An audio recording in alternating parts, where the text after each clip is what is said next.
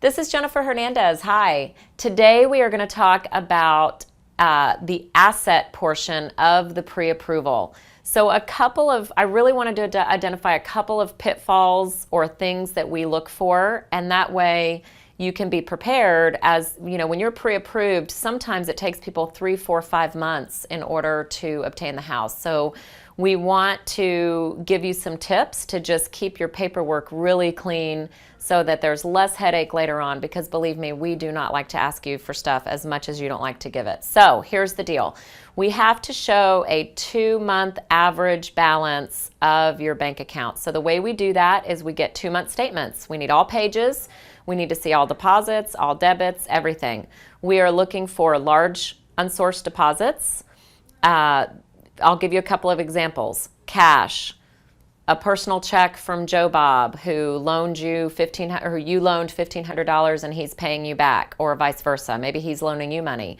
There are also entities other than your pay stub. Anything that's not your payroll that's more than 1% of your average payroll deposit. So if your payroll deposit's $2,400, anything over $240 needs to be sourced. I know that sounds really nitpicky.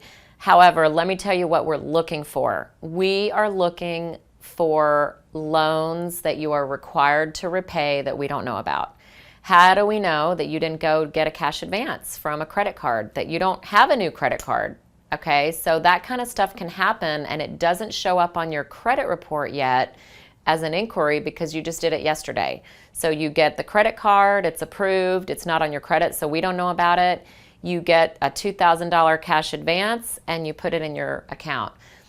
Borrowed money from someone other than a relative, you can borrow money from a relative, cannot be used for closing. You can borrow money from, I said, a relative, a gift.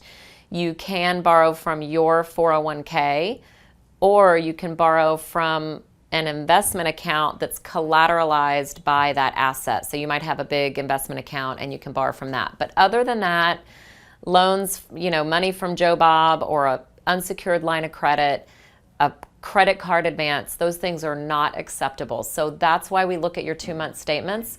We're going to ask you to source all the deposits that we can't tell what they are. And then if it's from another bank account, we need those bank account statements. So keeping everything really, really clean is important, because I know that you guys don't want to dig for a bunch of stuff. The other thing is we also look for payments. We look at debits in your account. And if on 2 months of statements we see that you pay Capital One twice in a row, but Capital One is not on your credit report, we are going to ask questions. We are going to want to verify with Capital One, do you have a debt? What is it? Maybe they just don't report to the Bureau, or maybe it's so new that they don't report to the Bureau. So we do look at things like that, guys.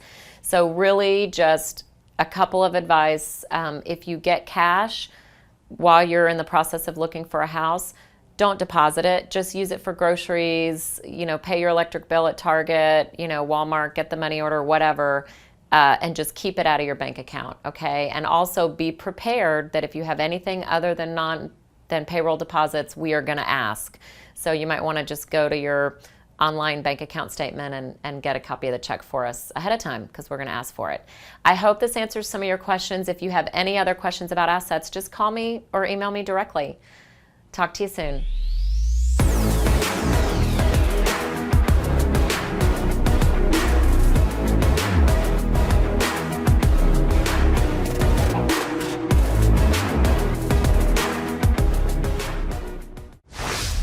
Legacy Mutual Mortgage is an equal housing opportunity lender.